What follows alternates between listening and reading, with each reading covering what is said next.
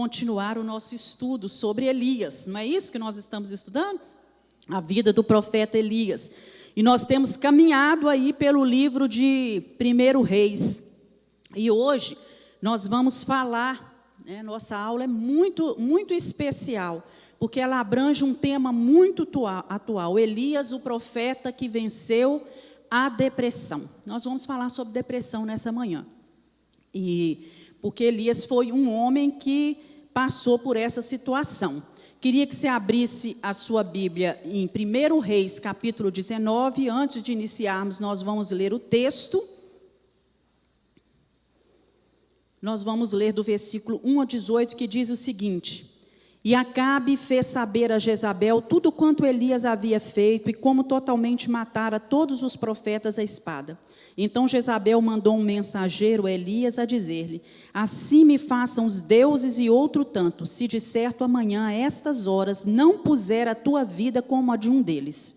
O que vendo ele se levantou e para escapar com vida se foi e veio a Berseba, que é de Judá, e deixou ali o seu moço. E ele se foi ao deserto, caminho de um dia, e veio e se assentou debaixo de um zimbro, e pediu em seu ânimo a morte, e disse: Já basta ao Senhor, toma agora a minha vida, pois não são melhor do que os meus pais. E deitou-se, dormiu debaixo de um zimbro. Eis que então um anjo tocou e lhe disse: Levanta-te, come. E olhou, e eis que à sua cabeceira estava um pão cozido sobre as brasas e uma botija de água, e comeu, bebeu e tornou a deitar-se. E o anjo do Senhor tornou segunda vez e o tocou e disse: Levanta-te, come, porque muito comprido te será o caminho. Levantou-se, pois, e comeu e bebeu, e com a força daquela comida caminhou 40 dias e 40 noites até Horebe, o monte de Deus. E ali entrou numa caverna e passou ali a noite. E eis que a palavra do Senhor veio a ele e lhe disse: Que fazes aqui, Elias? E ele disse: Tenho sido muito zeloso pelo Senhor Deus dos exércitos, porque os filhos de Israel deixaram o teu concerto, derribaram os teus altares, mataram os teus profetas à espada, e eu fiquei só, e buscam a minha alma para me atirarem. E ele lhe disse: Sai para fora, e põe-te neste monte perante a face do Senhor. E eis que passava o Senhor como um grande e forte vento, que fendia os montes e quebrava as penhas diante da face do Senhor. Porém o Senhor não estava no vento. E depois do vento, um terremoto. Também o Senhor não estava no terremoto. E depois do terremoto, um fogo. Porém também o Senhor não estava no fogo. E depois do fogo, uma voz mansa e delicada. E sucedeu que, ouvindo Elias, envolveu o seu rosto na sua capa e saiu para fora e pôs-se à entrada da caverna. E eis que veio a ele uma voz que dizia: Que fazes aqui, Elias? E ele disse: Eu tenho sido um extremo zeloso pelo Senhor, Deus dos exércitos, porque os filhos de Israel deixaram o teu concerto, derribaram os teus altares, mataram os teus profetas à espada, e só eu fiquei, e buscam a minha vida para me atirarem. E o Senhor lhe disse: Vai, volta pelo caminho do deserto de Damasco e vem, e unge a Azael, rei sobre a Síria. Também a Jeú, filho de Ninzi, ungirás rei de Israel. E também a Eliseu, filho do profeta de Safate, de Abel-Meolá, ungirás profeta em teu lugar. E há de ser que o que escapar da espada de Azael, matá-lo-á Jeú, e o que escapar da espada de Jeú, matá-lo-á Eliseu. Também eu fiz ficar em Israel 7.000, todos os joelhos que se não dobraram a Baal e toda a boca que não o beijou.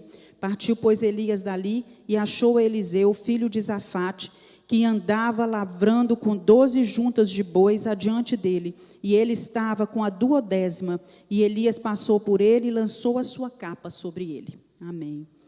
Salmo 4, versículo 1 diz assim, o salmista: Na angústia, Senhor, me tens aliviado. Tem misericórdia de mim e ouve a minha oração. Em vários pontos, em vários versículos nos livros de Salmo, nós vemos os salmistas clamando e pedindo a Deus para ter misericórdia, para trazer alívio para a sua alma, trazer alento para o seu coração. Irmãos, nós devemos tratar desse assunto, depressão, com muito cuidado, porque hoje há duas posições que circulam no meio evangélico sobre o assunto e que revelam para nós um desequilíbrio perigoso.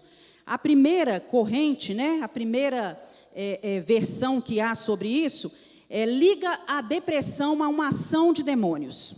Nós vemos muitas pessoas defendendo essa vertente de que as pessoas deprimidas, elas estão oprimidas por Satanás e até mesmo possuídas por demônios. Uma segunda corrente, uma segunda interpretação que é dado, vem vincular a depressão a um pecado específico.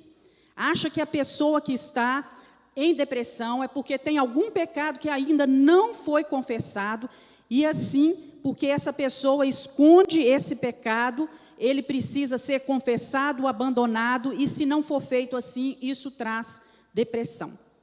Ambas as interpretações, elas são insuficientes e, ao meu ponto de vista, elas são injustas. Porque é muito verdade que a gente pode ver uma pessoa ficar deprimida em virtude de envolvimento com demônios. Podemos sim. E também podemos ver uma pessoa deprimida porque não confessou os seus pecados, porque está com a sua vida totalmente afastada de Deus. Sim. Mas, por outro lado, nós podemos ver uma pessoa também passando por períodos de depressão, mesmo levando uma vida cheia do Espírito Santo. Mesmo sendo um servo de Deus, comprometido com o Senhor, né? Assim como um indivíduo que é cheio do Espírito Santo, às vezes tem um problema, não tem um problema de coração? Às vezes um indivíduo que é cheio do Espírito Santo, tem a presença de Deus na sua vida, tem diabetes, não é? Da mesma forma, uma pessoa que é cheia da presença de Deus, também pode passar por depressão, porque a depressão ela é classificada como uma doença. E essa doença ela tem múltiplas causas, e ela pode atingir muitas pessoas, ricos e pobres, novos.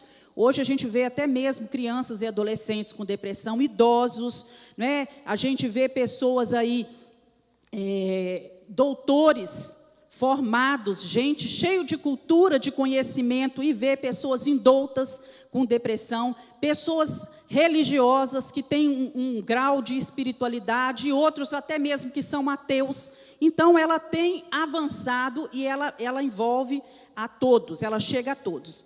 E é uma doença que provoca muitas outras doenças. E se não tratada como deve ser tratada, isso vai desembocar em tragédias irremediáveis, porque a depressão hoje ela é a principal causa de suicídio no mundo. Então ela precisa ser vista como algo que precisa ser tratado, né, valorizado, e a pessoa precisa receber o atendimento necessário.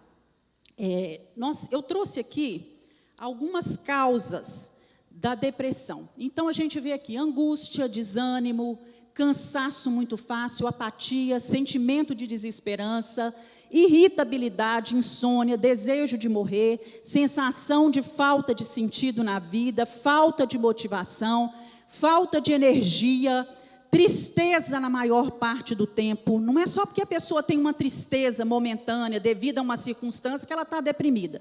A tristeza que atinge quem tem depressão é uma tristeza na maior parte do tempo. Ela reduz a capacidade de experimentar o prazer, diminui a atividade das pessoas, diminui a capacidade de concentração, problemas no apetite, mudanças de sono,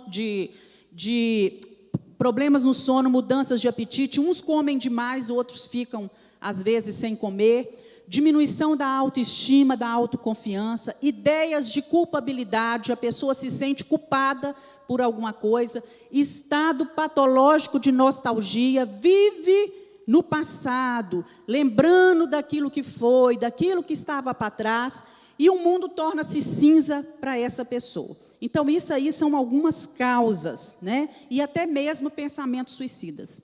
Nós vemos, né? São causas da depressão. Sintomas da depressão. Agora, as causas, aquilo que causa, né, desculpa, isso aí que são fatores, né, sintomas. Então, quais são as causas da depressão? Muitas causas podem ser biológicas. O que é isso? Está faltando alguma substância no cérebro, os neurotransmissores, principalmente a serotonina. Então, a pessoa precisa repor isso. são causas biológicas, é do físico da pessoa. Nós temos aqui genética, uma herança familiar. A pessoa traz isso. Se familiares de primeiro grau, né, eu pesquisei sobre isso no site do Hospital Albert Einstein, e lá fala que se pessoas que estão ligadas a você, ligações de primeiro grau, têm depressão na sua família, você tem um risco 2 a 4 vezes mais elevado de sofrer com a depressão, de desenvolver uma depressão do que as outras pessoas. Nós temos também causas medicamentosas, alguns medicamentos como hipertensivos, a cimetidina, a indometacina, alguns medicamentos que a pessoa toma podem ajudar no desenvolvimento da depressão. Doenças clínicas, alguns tipos de doença, alguns transtornos de hormonais, né? E algumas causas psicológicas. Então, nós vemos aí pessoas que passaram por perdas financeiras, perdas de um ente querido, pode desenvolver uma depressão. Não é? Nós não estamos falando aqui do período de luto, aquele período que a pessoa vive, é uma tristeza. O luto, ele tem um tempo para ser vivido, mas depois ele passa. Mas muitas vezes, para algumas pessoas, ele não passa, ele continua como uma depressão e a pessoa não consegue sair disso. Não é? Então, nós precisamos ter cuidado com o nosso corpo, ficar atento, né, a esses desequilíbrios que às vezes acontecem na nossa vida e estar alerta a isso. Por exemplo, uma pessoa que vive sob muito estresse, sob muita tensão, sob muita pressão, né, alguns trabalhos hoje em dia, é incrível como a gente tem visto pessoas que vivem em trabalhos, que exercitam trabalhos, que sofrem muita pressão, que passa por muito estresse, como a tendência de desenvolver uma depressão é maior. Então, a boa notícia é que a depressão ela pode ser tratada. Em alguns casos, totalmente curada. Né? Nós já vimos isso em muitos amigos nossos, talvez alguns de vocês já tenham passado por isso, e em alguns fatos a pessoa vai precisar ser medicada, como um diabético tem que tomar remédio, né, por toda a sua vida, um hipertenso tem que tomar os seus remédios para pressão alta, uma pessoa que sofre de problemas cardíacos tem que tomar seu remédio, aquele que tem depressão também tem que tomar os seus medicamentos. E a depressão, ela pode ser uma depressão leve, moderada ou grave, né? Vai depender da intensidade dos sintomas. No site também do Albert Einstein, nós temos aqui que 322 milhões de pessoas no mundo têm depressão e menos de 10% dos tratamentos dos pacientes recebem tratamento. Que no Brasil são 11,5 milhões de brasileiros sofrendo com essa doença. Então é algo relevante que nós precisamos colocar os nossos olhos sobre isso e estar atento, porque nós somos homens e podemos estar suscetíveis também a essa situação.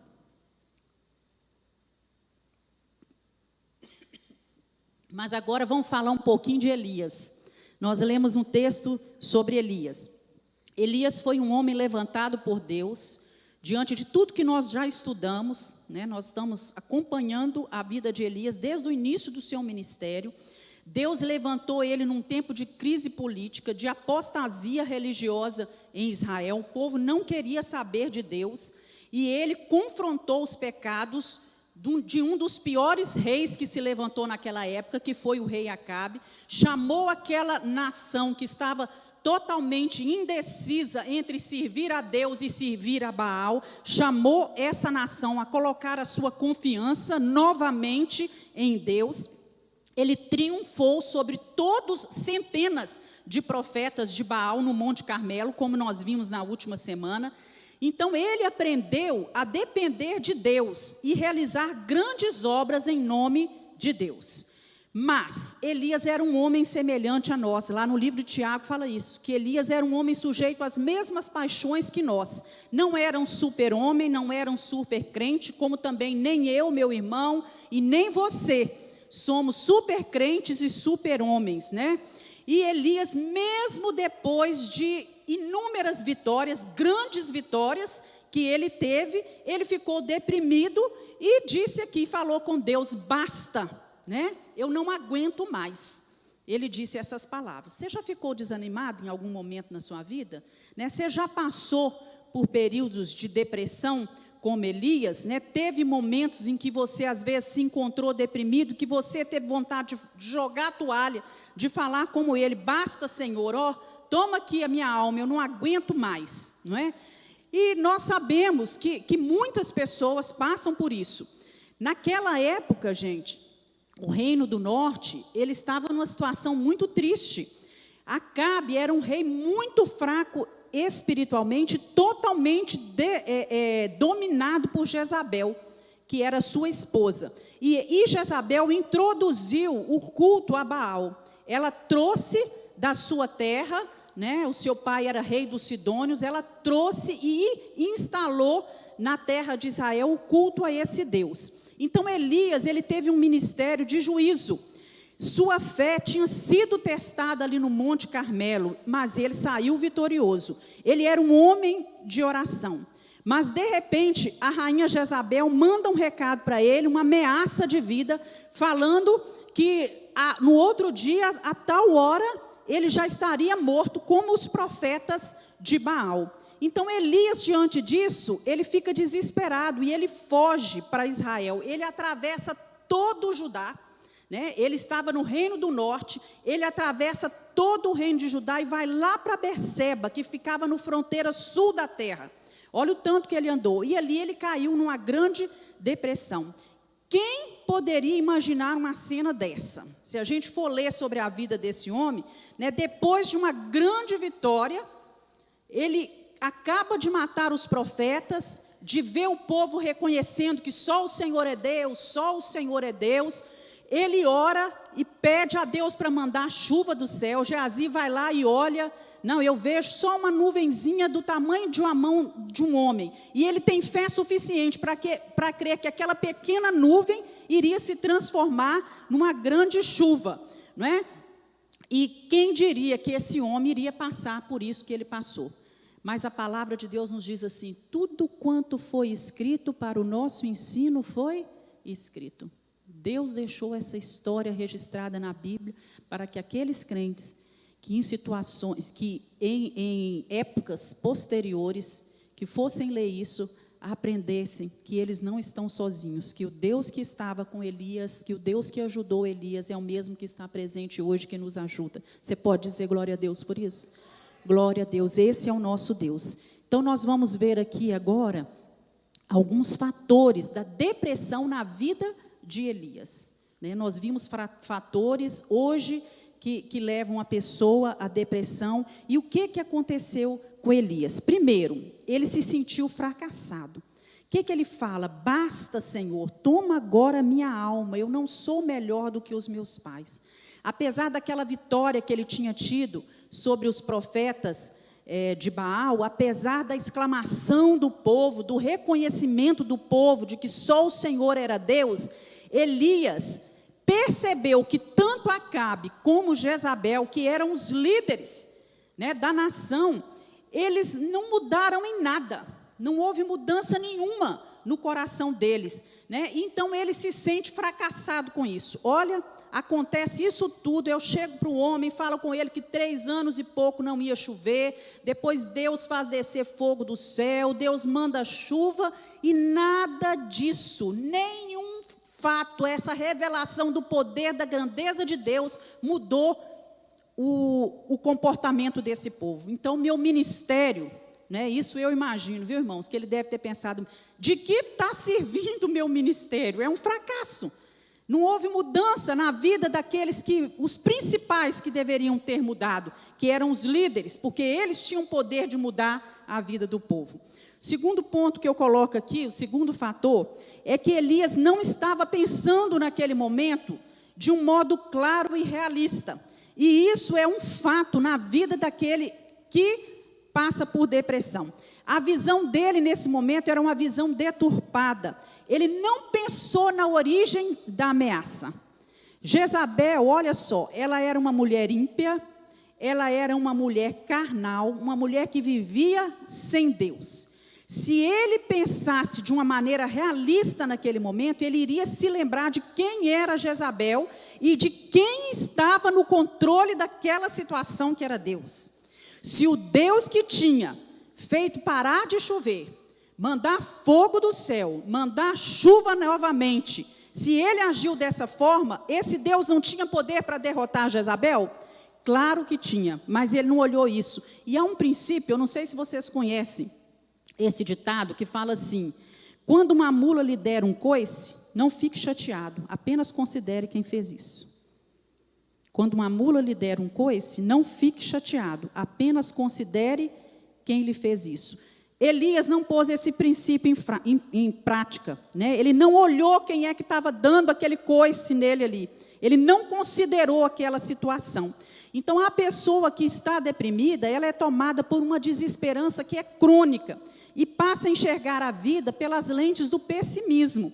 Então, ela não vê luz no fim do túnel, ela não consegue enxergar saída, nenhuma janela para ela escapar. Outro fator, meus irmãos, é que Elias se sentiu, ele se sentiu só, ele sentiu solidão. Ele fala assim, aqui no versículo 10 e também no versículo 14, eu fiquei só eu, né? E 2 vezes a gente ouve ele falar dessa expressão, falando sobre a sua solidão. E quantas vezes nós não nos sentimos assim, sozinhos, né? Parece que ninguém está nos apoiando, que todos nos abandonaram. E é exatamente nesse momento que Satanás, que é astuto, que anda ao nosso derredor, observando as coisas, que ele acha uma brecha e ele começa a agir. O apóstolo Paulo, ele teve uma experiência assim na sua vida. Ele chega lá no livro de 2 Timóteo, capítulo 4, versículo 6, ele diz assim: na minha primeira defesa, ninguém foi a meu favor, antes todos me abandonaram. Paulo também se sentiu assim.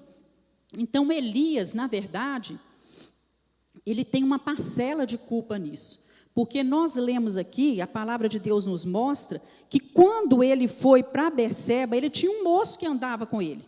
Ele tinha um profeta, um servo, né, que estava sempre com ele. Então, ele deixa esse servo ali. Ele que andava com esse moço o tempo inteiro, deixa esse servo ali e ele parte sozinho. Ele se afastou daquilo que poderia trazer a ele, desse relacionamento, que poderia fortalecê-lo, encorajá-lo. Ele deveria ter ficado com esse amigo de confiança, que em determinados momentos poderia ministrar força e coragem à vida dele. Mas a natureza do homem é assim mesmo. Não é? Quando nós estamos desmotivados, a primeira coisa que nós procuramos fazer é ficar sozinhos. É a primeira coisa que nós queremos. E a depressão, ela vem pregando essa peça em nós. Quanto mais precisamos de companhia, mais nós queremos ficar trancado no quarto. Então, nós precisamos tomar muito cuidado com isso. Outro fator da depressão na vida de Elias é que ele estava cansado fisicamente e emocionalmente ele estava exaurido. Olha só, ele foi um homem procurado como inimigo número 1 do reino, por diversas vezes. O rei Acabe mandou pessoas para procurarem Elias por todo o lugar. Ele passou anos difíceis no deserto, ele enfrentou luta ali com os profetas de Baal. Ele sofreu exaustão, tensão, você imagina, né? Ele precisou exercitar grandemente a sua fé. Depois de tudo isso, ele vai orar, ele passa um tempo grande em oração. E quando ele vê que vai chover, ele corre cerca de 25 quilômetros, né? Então, ele estava exausto, tanto física como emocionalmente. E se nós vivemos sobre constante estresse, constante pressão, nós vamos terminar também esmurecendo diante de toda essa pressão e diante desse estresse. Então, nós precisamos de tempo para descansar, de tempo para dormir bem, para reanimar, para recobrar as nossas forças. E muitas vezes, apesar de já ter experimentado a vitória de Deus sobre as nossas vidas, no nosso serviço para o Senhor, naquilo que nós fazemos para o Senhor, nós estamos exaustos fisicamente. Satanás sabe disso e ele aproveita essa situação para nos derrubar. Então precisamos cuidar da nossa saúde. Outro fator, Elias deixou-se enredar pela autocomiseração. O que é isso? A autopiedade. E a autocomiseração, ela exagera, ela nos faz sentir vítimas o tempo todo. Aquele que é autopiedoso, que tem pena de si mesmo, ele não enxerga, ele não consegue ver que ele vive enredado por esse sentimento de vitimização.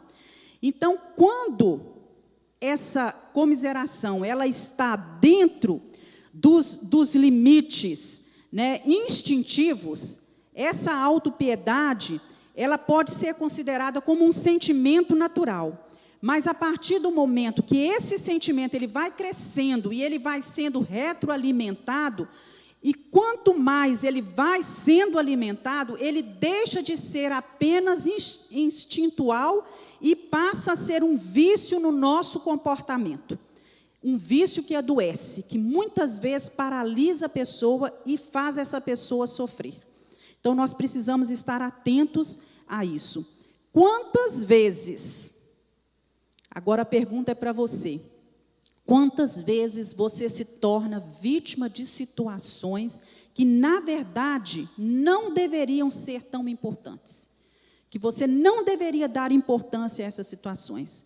Às vezes foi um olhar que não foi correspondido, talvez até por distração de outra pessoa, uma palavra que lhe foi dita num momento errado, né, uma atenção que foi dividida, que você gostaria de receber num momento, mas foi dividida com outra pessoa, ou então não lhe foi dada por alguém que você achava que deveria lhe dar essa atenção naquele momento, coisas assim que lhe fazem sofrer. E o que isso provoca em nós, né? Vitimização, pena de si mesmo, né? E como que você reage a essas coisas? Chora,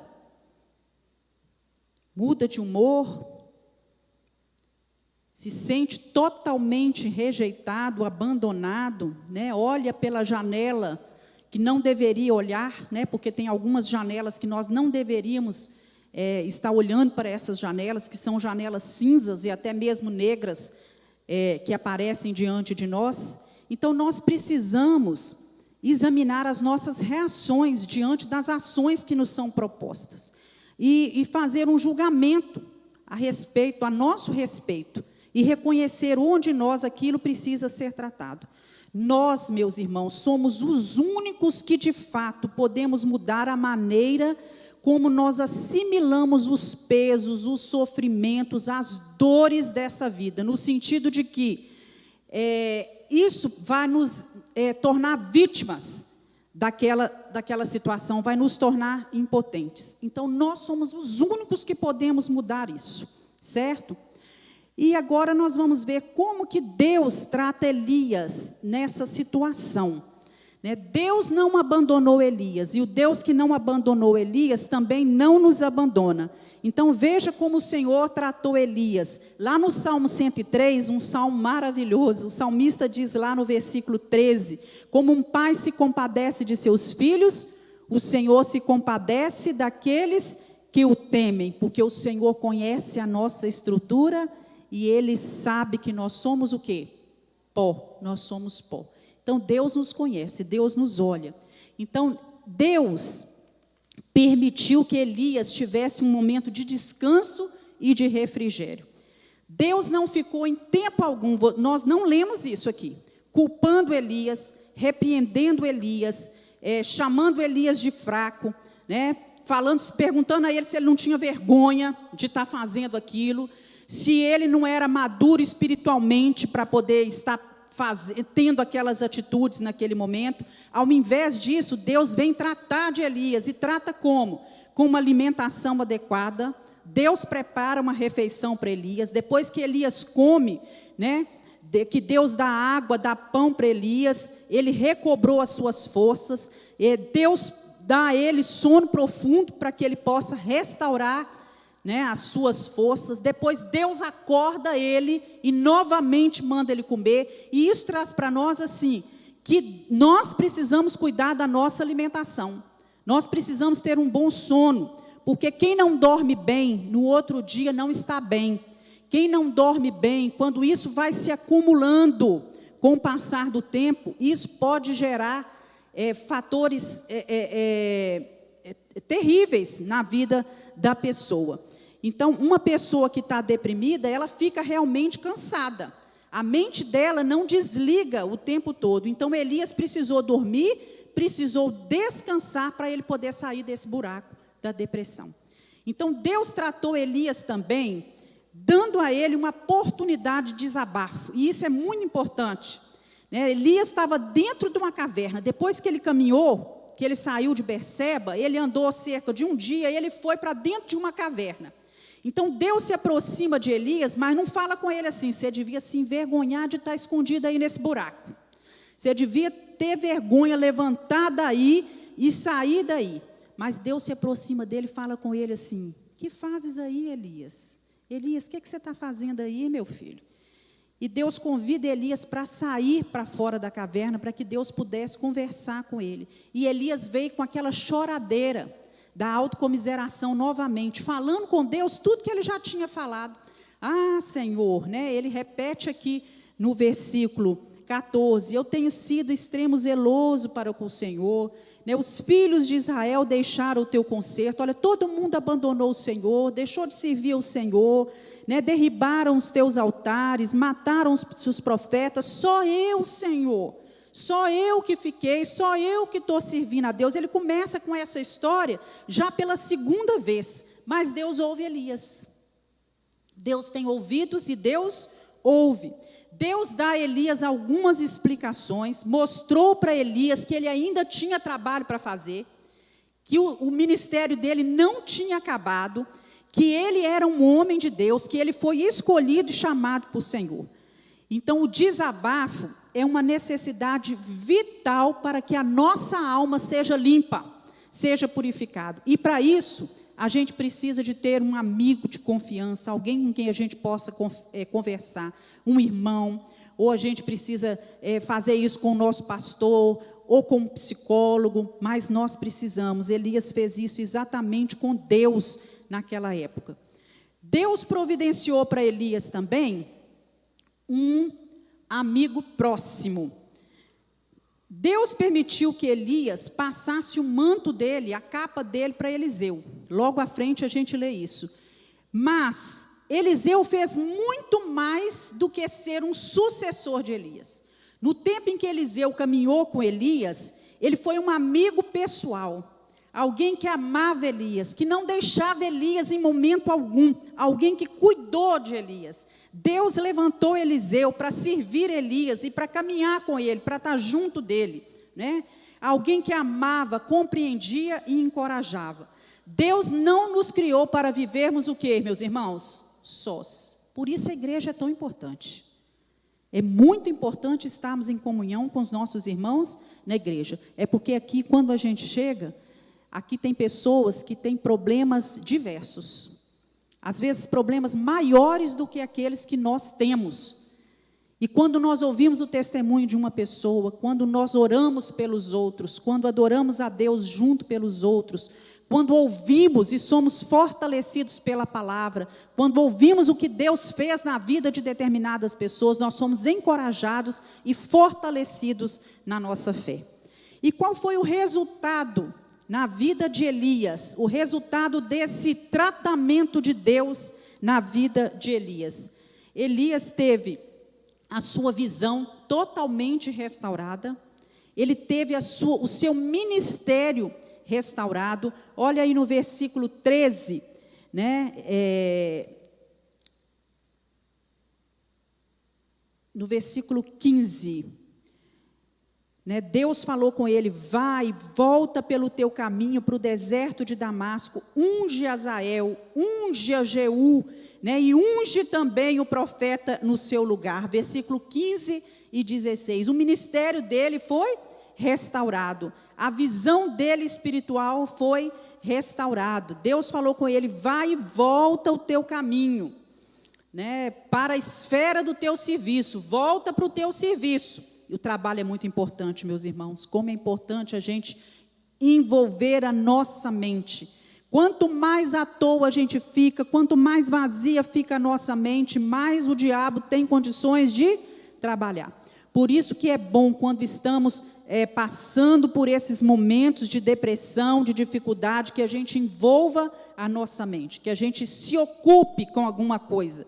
Não fique somente trancado, mas procure alguma coisa para fazer, alguém para ajudar, alguém para que você possa, às vezes, estender a mão, alguém que possa estar do seu lado, algum trabalho voluntário que a pessoa possa fazer. Tudo isso deve ser olhado, não é? E nós vemos aí, né, o resultado disso. Ganha agora um novo amigo, não só um servo como ele tinha antes, porque antes era um servo, mas agora ele passa a ter um amigo pessoal, alguém que o acompanha, que vai ser o seu sucessor, terminar a sua obra, né? E ele tem a sua confiança no Senhor totalmente restaurada. Olha que coisa linda. Ele descobriu que ele não estava sozinho. Deus falou com ele: Elias, eu conservei em Israel 7.000 homens, e todos esses joelhos não se dobraram a Baal. Você não está sozinho. Você pode depositar, meu filho, a sua confiança em mim, porque eu estou cuidando da sua vida, eu estou do seu lado, e tem outros também que estão perseverando em me servir como você. E conclusão, meus irmãos, há muito serviço para a gente fazer para o Senhor, há muita obra a ser feita, há muita coisa dentro da igreja, e apesar das dificuldades, das lutas, dos desânimos, dos desesperos, nós precisamos ser restaurados espiritualmente, com uma nova visão do que o Senhor quer fazer em nós e através de nós. Deus quer nos usar. E eu trouxe aqui para os irmãos um texto que eu li, aliás, eu já tinha lido há algum tempo, mas eu me lembrei disso e fui procurar na internet, o depoimento de Augusto Nicodemos. Augusto Nicodemos é um teólogo, um homem de Deus, é um daqueles que está na presença do Senhor, que teme a Deus, e Augusto Nicodemos passou por uma situação semelhante. Então, ele fala que hoje ele entendia essa passagem de Elias totalmente, quando Elias se refugia, cansado, com medo, arrasado, após tantas vitórias. E ele ainda fala que se a gente está nesse momento de caverna, a gente precisa aprender a respeitar os nossos limites e crer, colocar a nossa confiança de que Deus não vai nos deixar faltar nada. Então, ele diz o seguinte no texto, eu vou ler aqui com os irmãos, eu vou ler aqui no meu, vocês vão acompanhando aí, né? Desculpa, de cá. Aprendi que ninguém pode quebrar o mandamento de descansar um dia por semana sem sofrer as consequências físicas, mentais e emocionais cedo ou tarde. Aprendi que o trabalho pode se tornar um ídolo e um vício, e que, pensando em que estamos servindo a Deus, acabamos por colocar o trabalho no lugar dele. Aprendi que posso descansar e ficar à toa sem a consciência pesada. Descansar é tão bíblico quanto trabalhar. Aprendi que tem muitas outras pessoas que podem fazer bem melhor o que eu faço e que, portanto, não preciso levar o mundo nas costas. Aprendi que uma consciência mal calibrada pode ser o maior inimigo do pastor, um carrasco inflexível que não permite o descanso, o sono, o lazer e apreciar as coisas boas da vida. Aprendi que minha vida é breve, passageira e vulnerável, e que Deus deseja de mim apenas que eu seja fiel naquilo para o que me chamou. Sucesso, números e resultados são absolutamente secundários, não posso viver por eles. Lamento que tive que aprender essas coisas mediante o esgotamento pelo qual passei. Agora, refeito, espero viver e servir melhor com essas lições aprendidas. Que nós possamos aprender também. E Charles Schindler, é um autor que eu gosto demais, os livros dele são espetaculares. Ele fala assim: Elias nos relembra que devemos olhar para cima. Ele tem um livro só sobre a vida de Elias, muito bom, por sinal. E ele trata ali de toda a vida de Elias. E nesse capítulo em que ele trata da depressão, ele termina o capítulo citando isso aqui. Ele diz assim: olhar para cima buscando o Senhor que graciosamente nos liberta da depressão.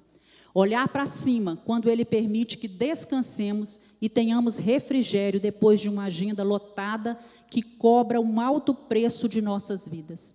Olhar para cima para agradecer-lhe quando Ele, gentil e pacientemente, fala ao nosso coração por meio de Sua palavra, depois de descermos no monte da autocomiseração.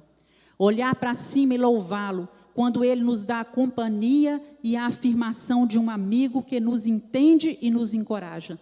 Olhar para cima e reconhecer que o doador de todas as coisas é mais importante que as coisas recebidas. Nós precisamos estar olhando para cima, sempre olhando para cima e reconhecendo aquilo que nós cantamos nessa manhã, que Deus nos conhece, que Deus sabe quem somos, Deus nos chama pelo nome, e que se Deus fizer aquilo que nós esperamos, que estamos orando, Deus é Deus, mas que se Ele não fizer também, Ele continua sendo Deus. As dificuldades, os problemas, as lutas, elas podem nos entristecer, mas essa tristeza não pode ser duradoura. O choro pode durar uma noite, mas a alegria deve vir ao amanhecer. Esse período de noite, ele tem um tempo, e ele não pode ser eterno, ele não pode durar para sempre. Não é assim que Deus quer que vivamos nessa terra, a vida inteira chorando. Nós precisamos pedir a Deus que tenha misericórdia de nós e nos ajude a perceber aquilo que está acontecendo conosco.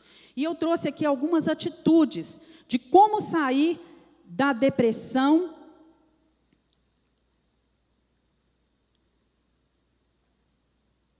com a ajuda de pessoas. Primeiro, não se isole. Nós não devemos olhar para situações de uma forma diferente, porque nós não estamos sozinhos. Tem pessoas ao nosso lado, pessoas que podem nos ajudar, né? Muita gente passa por isso, e muita gente sabe como ajudar a gente nesses momentos, né? Então, essa falta de energia que está naquele que está deprimido, até mesmo para se relacionar com as pessoas, né? Isso é próprio daquele que está passando por depressão. Então, quando nós conversamos com alguém, quando entramos num grupo de apoio, como ouvimos experiências dos outros, né, nós podemos melhorar a nossa vida, essa capacidade de enfrentar a doença. Como sair da depressão com a ajuda de um profissional? Vá ao médico. A depressão precisa ser tratada. E quem vai tratar da depressão, a primeira pessoa que você precisa conversar é com o médico psiquiatra. Nós precisamos trazer na nossa mente que depressão não é uma doença mental. Tem gente que tem essa mentalidade de que o psiquiatra é só para tratar doido, né? E estar deprimido não é ser doido. Loucura é não se tratar, não é? Então, nós precisamos verificar os sintomas da depressão, precisamos de um diagnóstico correto, e quem tem depressão de natureza química, de natureza neurológica, deve tomar medicação com a mesma naturalidade daquele que um diabético toma a sua insulina. E deve entender, assim como um diabético não pode parar de tomar os seus remédios, também quem tem depressão não pode falar, hoje não vou tomar, esse mês não vão tomar, porque senão os sintomas irão o quê? Se agravar. Precisa escutar os conselhos do médico, né? E muitas vezes, quando se detecta essas substâncias, esses elementos químicos que estão faltando no cérebro, uma suplementação deles, né, por remédios, por medicamentos, faz com que a depressão desapareça. Então, há esse tipo de depressão que precisa ser tratado, porque realmente falta alguns elementos químicos no nosso corpo. Como sair da depressão pondo para fora os sentimentos? E aí vem, fale, fale, converse, fale com as pessoas, fale com o terapeuta, fale com um grupo de um apoio, né? Para sair da depressão, você precisa conversar, você precisa expor os seus sentimentos. Pessoas que são fechadas demais, que não aceitam se abrir com ninguém, que rejeitam um tratamento psicológico, elas vão demorar muito mais nesse processo de cura. O caminho vai ser mais longo para essas pessoas. E também nós precisamos aprender a conversar conosco, com a gente mesmo. Eu gosto demais lá no Salmo 42, quando o salmista conversa com ele mesmo. Por que estás abatido, ó minha alma? Vocês lembram dessa conversa? Por que te perturbas dentro em mim? Não é? Lá no Salmo 43, ele também conversa com o Senhor. Por que estás abatido, ó minha alma?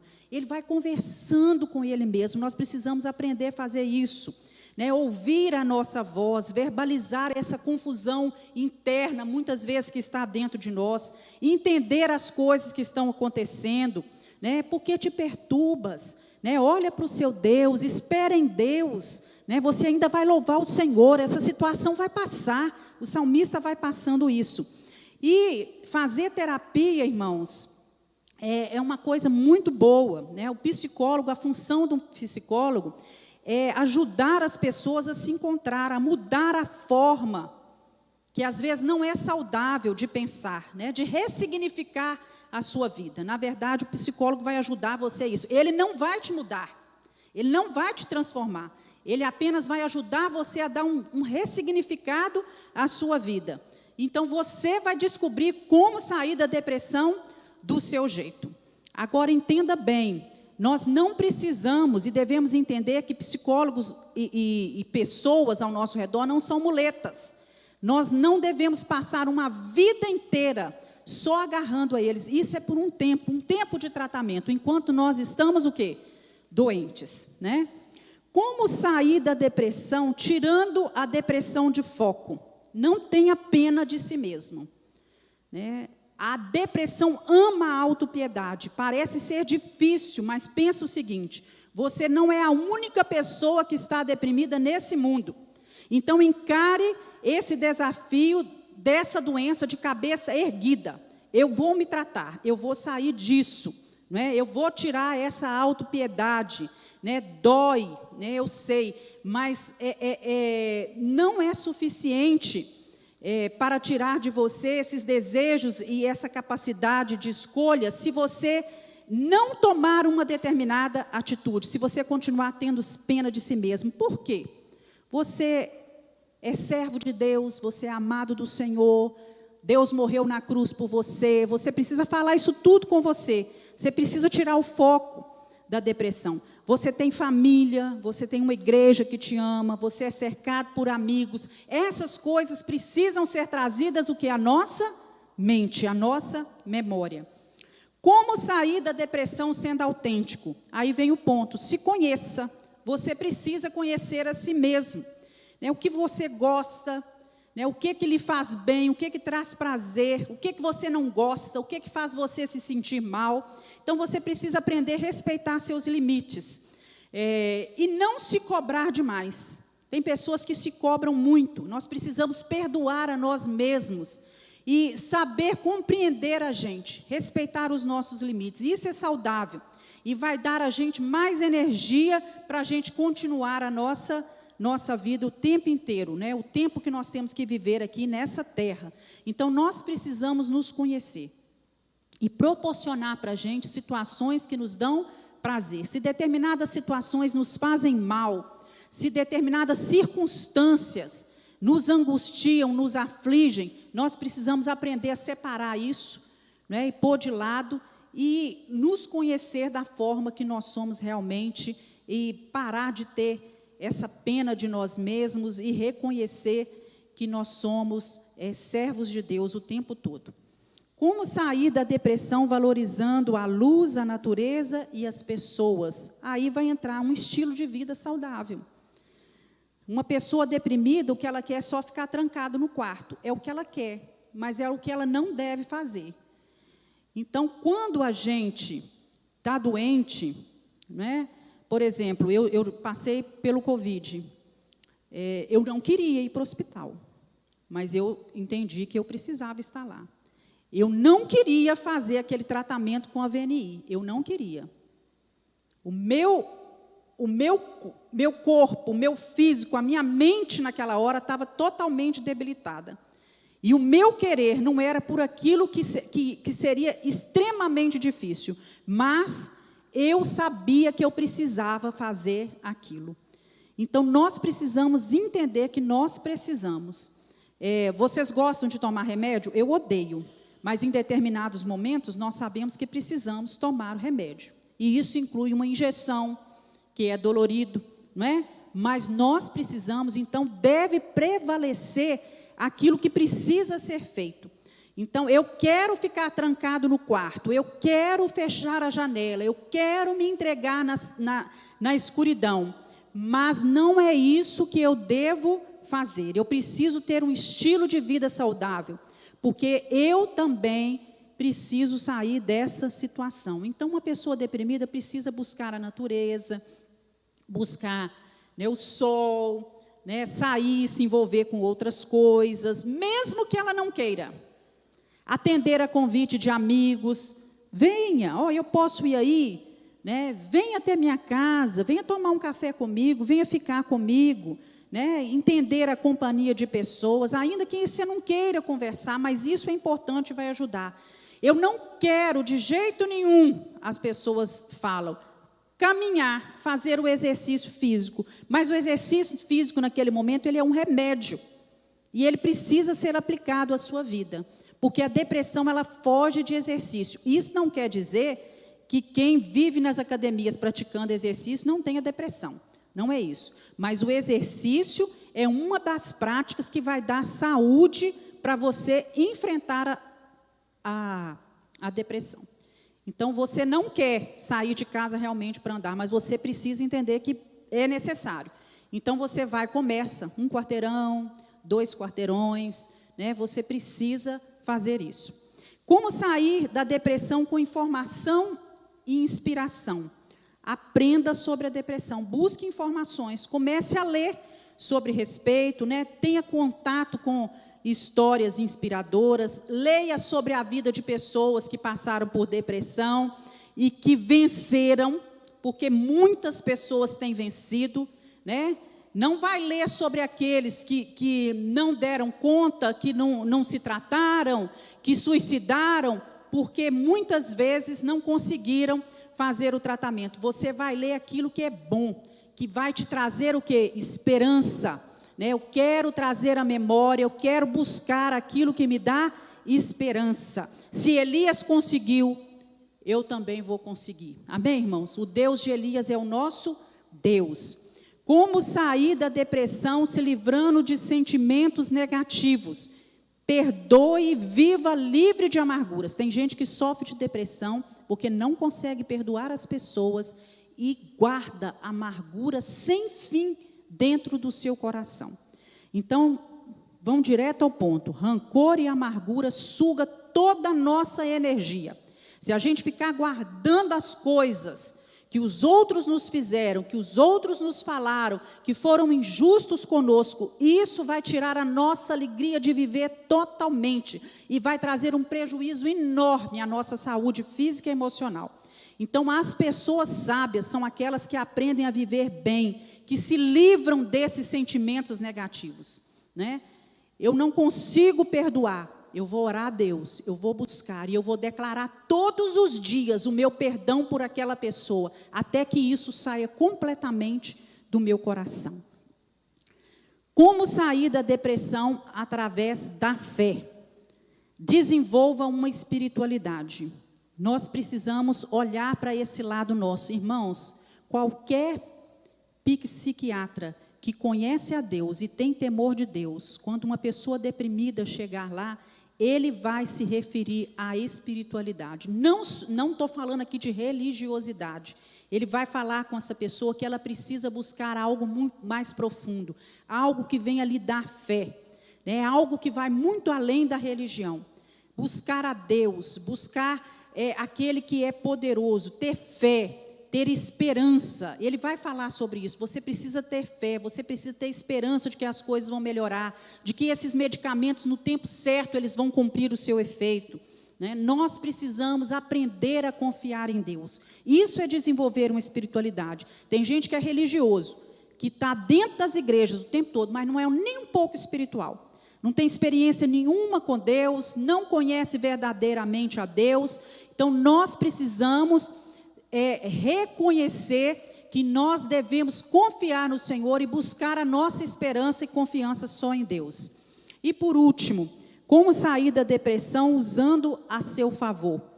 Precisamos reconhecer uma oportunidade de crescimento, Usar a depressão e não ser usada por ela. Ressignificar as áreas da nossa vida, nos tornando pessoas melhores. Deus nos permite passar por algumas situações para que a gente, lá na frente, possa ajudar algumas pessoas, falar com ela, olha, eu passei por isso, eu vivi isso, você vai vencer. Para que a gente seja mais compassível em relação às dores dos outros, do próximo, e que nós estejamos mais perto dos propósitos que Deus tem para a gente aqui nessa terra. Então, a depressão, ela pode ser um instrumento de aperfeiçoamento pessoal. Nós podemos ser curados, ser tratados pelo Senhor.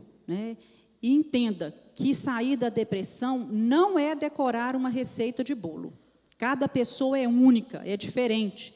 Então, você vai precisar, cada um precisa, de um grande esforço, de um querer, de criatividade para saber o que você pode fazer e da ajuda de outras pessoas para sair dessa.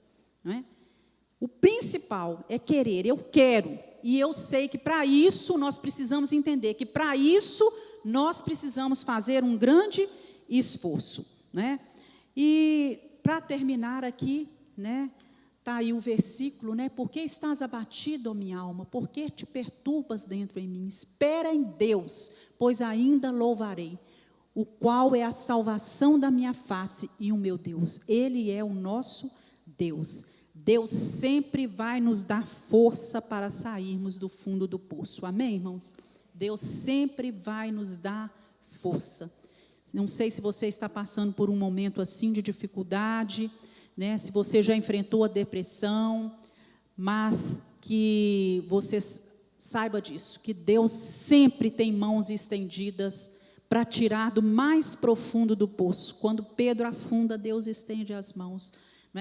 Quando o profeta Eliseu estava lá no fundo do poço, Deus estende as mãos e manda lá Obed-Meleque para poder ajudar ele a sair lá daquele poço. Deus sempre estende as mãos e manda pessoas, coloca pessoas ao nosso redor, e nós podemos vencer essa situação. Precisamos ter um esforço e um querer da nossa parte. Vamos nos colocar de pé, vamos orar, vamos apresentar a nossa vida nas mãos do Senhor nessa manhã. Deus, louvado seja o teu nome, que não rejeita a nossa oração, que nos ouve em todo o tempo, que nos conhece, que é Deus acima de tudo, que nos vê por completo. Senhor, e é nesta manhã nós oramos a esse Deus e pedimos, dai-nos força para enfrentar os momentos de perdas, de dificuldades, de tristezas da nossa vida, de uma forma que seja olhando para o alto, olhando para Jesus. Não nos deixe tirar os olhos do Senhor em tempo algum, para que as nossas forças não venham se esvair. Nos ajuda a cuidar do nosso corpo, da nossa alimentação, do nosso físico, do nosso sono. Senhor, a aprender a lidar com os problemas, com as dificuldades, sem tanta pressão, sem tanto estresse. Nos ajuda, Senhor, e que a nossa confiança e a nossa esperança esteja só no Senhor, em todo o tempo, porque Ele é o autor, o dono da nossa vida. Em nome de Jesus nós oramos. Amém.